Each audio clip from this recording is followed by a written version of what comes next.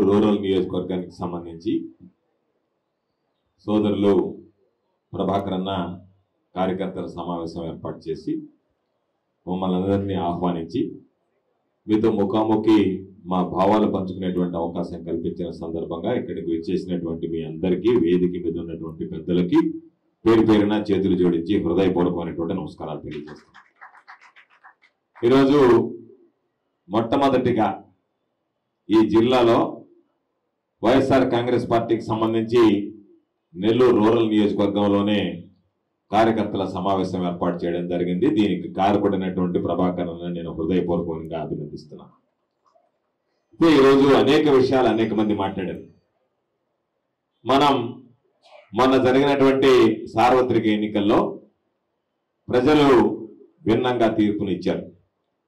తెలుగుదేశం పార్టీకి అవకాశం ఇచ్చారు. తెలుగుదేశం పార్టీ అధికారంలోకి వచ్చింది. అధికారంలోకి వచ్చినటువంటి తెలుగుదేశం పార్టీ అభివృద్ధి చేయాలన్నా సంక్షేమ కార్యక్రమాలు అమలు చేయాలన్నా కాస్త సమయం పడుతుంది అని చెప్పి భావించాం. దాదాపుగా ఒక పార్టీ కొత్తగా అధికారంలోకి వచ్చిన తర్వాత పరిపాలన విధానం ఏ విధంగా ఉండాలి, పరిపాలన ఏ విధంగా ముందుకు తీసుకువెళ్ళాలి, ఇచ్చినటువంటి హామీలను ఏ విధంగా నెరవేర్చాలనేటువంటి దాని మీద దృష్టి పెడుతుంది. ఆ దృష్టి పెట్టడానికి కాస్త సమయం అవసరం అని చెప్పి అనుకున్నాం. కానీ తెలుగుదేశం పార్టీ దానికి భిన్నంగా ఒకవేళ మేము అభివృద్ధి ఏ విధంగా ఉంటుంది, మన సంక్షేమం ఏ విధంగా ఉంటుంది, పరిపాలన ఏ విధంగా ఉంటుందో తర్వాత చెప్తాం, కానీ విధ్వంసం ఏ విధంగా ఉంటుంది అనేటువంటిది మాత్రం ముందే మీకు రుజువు చూపిస్తాం అన్నట్టుగా ఈరోజు విధ్వంసకాలను ప్రారంభించింది. తెలుగుదేశం పార్టీ మా విధానాలు అభివృద్ధి సంక్షేమం కాదు, మా మొట్టమొదటి ప్రాధాన్యత విధ్వంసం. తెలుగుదేశం సంబంధించినటువంటి నాయకులు వైఎస్ఆర్ కాంగ్రెస్ పార్టీ నాయకుల మీద దాడులు చేయడం అని చెప్పి ఈరోజు ప్రారంభించారు. చాలా మంది చెప్పినంత సులువుగా నేను చెప్తాను, గెలుపోటములు అనేటువంటి సహజం సాధారణం అని చెప్పి. గెలుపు ఓటములు అనేటువంటి రాజకీయ జీవితంలో సహజమైన దాన్ని భరించాల్సినటువంటి శక్తి మాత్రం ఈరోజు ప్రతి నాయకుడు కార్యకర్త పొందాల్సినటువంటి అవసరం ఉందనేటువంటిది మాత్రం యథార్థం. దాన్ని సాధారణంగా తీసుకుని వెళ్ళలేం. ఇటువంటి పరిస్థితుల్లో మనం గమనించాల్సింది ఈరోజు మన ఆంధ్ర రాష్ట్రం ఉంది. చాలా మంది అంటారు చంద్రబాబు నాయుడికి మొన్న 23 సీట్లు వచ్చినప్పుడు చాలా మంది అన్నారు ఇంకా అయిపోయింది, చంద్రబాబు నాయుడు మంచం ఎక్కేస్తాడు, పడిపోతాడు, అయిపోయింది, ఇంకా చంద్రబాబు నాయుడు అనేటువంటి వాడు అసెంబ్లీకి రాడు అన్నాడు. అసెంబ్లీకి వచ్చాడు చంద్రబాబు ఈరోజు. కాబట్టి రాజకీయాల్లో రేపేమి జరుగుతుంది అనేటువంటిది ఈరోజు ఎవరని చెప్పలేం. కానీ రాజకీయాల్లో ఉన్నటువంటి వ్యక్తి, నాయకుడుగా ఉన్నటువంటి వ్యక్తి, కార్యకర్తగా ఉన్నటువంటి వ్యక్తి ఈ రోజు మనది కాకపోయినా రేపు మనది అనేటువంటి ఆత్మవిశ్వాసంతో నడవగలగడం అనేటువంటిది ప్రధానమైనటువంటి విషయాన్ని మీరు అందరూ గుర్తుంచుకోండి. రాష్ట్రంలో చంద్రబాబు నాయుడు ఎన్నిసార్లు పడి లేయలేదు. 2004లో రాజశేఖర రెడ్డి గారు వచ్చిన తర్వాత అందరం అనుకున్నాం చంద్రబాబు నాయుడు అనేటువంటి వాడు ఇంక రాష్ట్రంలో లేదు, తెలుగుదేశం పార్టీ కనుమరుగైపోతుంది అనుకున్నాం. అందులో భాగంగానే 2004లో కానీ 2009లో కానీ ఈ రాష్ట్రంలో చంద్రబాబు నాయుడు జాడ కనిపించకుండా చేశాడు.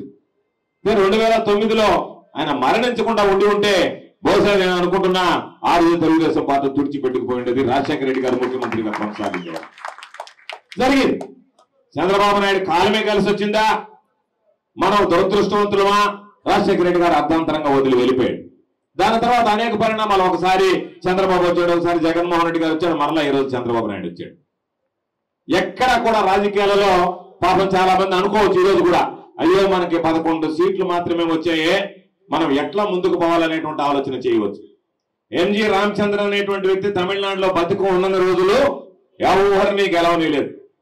ఆయన చనిపోయిన తర్వాత కరుణానిధికి అవకాశం వచ్చింది. కరుణానిధికి అవకాశం వస్తే కరుణానిధి ప్రభుత్వాన్ని బర్తరఫ్ చేశారు. 1991లో ఎన్నికలు జరిగాయి. ఎన్నికలు జరిగితే మేలు నగధీరుడు అనేటువంటి ఆ కరుణానిధి జనాల్లోకి వెళ్ళి నన్ను అన్యాయంగా 5 సంవత్సరాలు కూడా పూర్తి చేయకుండా దించేశారు, నాకు అండగా నిలవండి అంటే జయలలితకి 234 సీట్లకు గాను జయలలిత 225 సీట్లు గెలుచుకుని ఆ రోజు తమిళనాడు ముఖ్యమంత్రి అయింది. ఆ రోజు అనుకున్నారు అయిపోయింది, ముసలిడు పాపం కరుణానిధి మంచం ఎక్కేసాడు, ఇంకేముంది, 9 సీట్లు కూడా రాలేదు, 225 సీట్లు జయలలిత గెలుచుకునింది అన్నారు. మరలా 96లో ఎన్నికలు జరిగాయి. 96లో ఎన్నికలు జరిగితే 234 సీట్లకు 225 సీట్లు గెలుచుకున్నటువంటి జయలలిత 4 సీట్లు గెలిచింది. కాబట్టి రాజకీయాల్లో ఏది శాశ్వతం కాదు. కాబట్టి ఈ రోజు ఏదో ఆయనకి 11 వచ్చాయి, మనకి ఆయనకి ఎక్కువ మెజారిటీ వచ్చిందని చెప్పి ఎవ్వరం కూడా ఆధారపడాల్సినటువంటి అవసరం లేదు. అయితే ఈ రోజు మనం అనుకున్నట్టుగా మన ఓటమికి కారణాలు విశ్లేషిస్తున్నాం. రాష్ట్ర స్థాయిలో ముఖ్యమంత్రి గారు విశ్లేషిస్తున్నాడు, జిల్లా స్థాయిలో అందరిని అడుగుతున్నాం, నియోజకవర్గ స్థాయిలో అందరిని అడుగుతున్నాం. చిన్న చిన్న పొరపాట్లు దొర్లి ఉండొచ్చు. ఎందుకంటే ప్రజలను మనం తప్పుపట్టలేం. ప్రజలు మనకు ఓటు వేశారు, ఈరోజు మనకి ఓటు వేయలేదు. ఓటు వేసినప్పుడు కారణం, ఓటు వేయనప్పుడు కారణాన్ని మనం విశ్లేషించుకుంటే మరలా తిరిగి మనం వాళ్ళ చేత ఏ విధంగా ఓటు వేయించుకోవాలనేటువంటి దానికి మార్గం ఏర్పడుతుంది అనేటువంటి విషయాన్ని సందర్భంగా మీ అందరికీ మనం చేస్తున్నాం. కాబట్టి ఈరోజు మనం ఏమి చేయాలన్నా సరే మన చేతిలో అధికారం లేదు. మనం ప్రజల దగ్గరికి వెళ్ళినప్పుడు, మన దగ్గర అధికారం ఉన్నప్పుడు ప్రజలను మనం ఏ విధంగా ఆదుకున్నాం, మనం ప్రజలకు ఏ విధంగా అండగా నిలిచాం.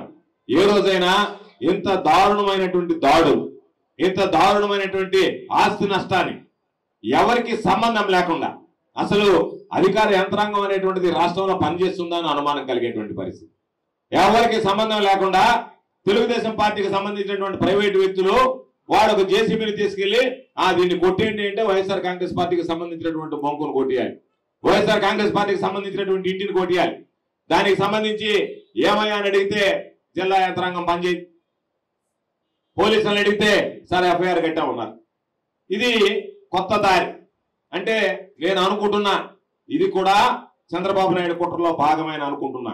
ఏమిటి అంటే ఈరోజు ఎఫ్ఐఆర్లు కడతారు. మన మీద ఆస్తి మీద వచ్చాడు, మన ఆస్తి ధ్వంసం చేశాడు, ఎఫ్ఐఆర్ కట్టారని చెప్పి అనుకుని సంతృప్తి పడతాం. రేపటి రోజు ఆ ఎఫ్ఐఆర్ ని రెఫర్ చేస్తాడు. అంటే ఛార్జ్ చేయకుండా, ఛార్జ్ షీట్ వేయకుండా దాన్ని రద్దు చేయడానికి మార్గంలో భాగమే మనకు జరిగినటువంటి ఆస్తి నష్టికి ఉపశమనం కింద ఒక ఎఫ్ఐఆర్ను చూపించి మనల్ని మభ్యపెట్టేటువంటి ప్రయత్నం ఈరోజు అధికారులు చేస్తున్నారు. కాబట్టి వీటికి సంబంధించి నేను మీ అందరికీ చెప్పేది, ఎస్, ఎవరము ఎన్ని అనుకున్నా కార్యకర్తల విషయంలో మరింత జాగ్రత్తగా ఆలోచన చేయాల్సినటువంటి సమయం ఆసన్నమైంది. దీనిని గుణపాఠంగా స్వీకరించి కార్యకర్తల నాయకుల విషయంలో ఏ విధంగా అండదండలు అందించాలనేటువంటి దాని మీద నెల్లూరు జిల్లా నుంచే ఒక కార్యాచరణ రూపొందిస్తాం. నెల్లూరు జిల్లాలోనే కార్యకర్తలకు అండగా నిలిచేటువంటి కార్యక్రమానికి ముందుకు తీసుకువెళ్తామని చెప్పి మీ అందరికీ తెలియజేస్తున్నాను. అందుకే ఓటమి అయిన తర్వాతనే, ఓటమి ఈరోజు మన చేతుల్లో లేదు. ఇదేదన్నా కుస్తీ పోటీ అయితే అయ్యో నేను బలంగా కుస్తీ పడి ఉంటే నేను గెలిచి ఉండేవాడినే, పట్టలేకపోయానే అని చెప్పి నేను బాధపడి ఉండొచ్చు. ఇది ప్రజలకు సంబంధించింది. ప్రజల మన ఆశీస్సుల నుంచి ఓట్లు వేయాల్సినటువంటిది. కాబట్టి అటువంటి పరిస్థితుల్లో ఎందుకో వెనకబడ్డాం, ఎక్కడ పొరపాటు జరిగిందో వాటిని విశ్లేషిస్తున్నాం, వాటిని సవరించుకునేటువంటి పని ప్రారంభించి దానితో పాటుగా ఈ రోజు జరిగినటువంటి కార్యకర్తలకు ఏ విధంగా అండగా ఉండాలనేటువంటి నిర్ణయం. అందుకే అందరితో మాట్లాడాను, వేదిక మీద ఉన్నటువంటి సోదరుడు విక్రమ్తో మాట్లాడాను, ప్రతాప్ రెడ్డితో మాట్లాడాను, ప్రభాకరణతో మాట్లాడాను, మురళితో మాట్లాడాను, రాజగోపాలన్తో మాట్లాడాను, కవిలతో మాట్లాడాను, అదేవిధంగా ఉన్నటువంటి ప్రసన్నతో మాట్లాడాను. అందరికీ సంబంధించి ఏ విధంగా మనం ఈ విషయంలో ముందుకు వెళ్ళాలనేటువంటి దాని మీద అందరం కలిసి మాట్లాడాం. అందుకే ఒక నిర్ణయానికి వచ్చాం. ఎందుకంటే ఈరోజు ఎప్పుడు లేదు ఇటువంటి పరిస్థితి, ఎవరికి వాళ్ళు ఉండేవాళ్ళు. ఈరోజు ఆ విధంగా కాకుండా ఎవరిని ఉంచనీయకుండా కలిపెట్టేటువంటి పరిస్థితి ప్రారంభమైంది.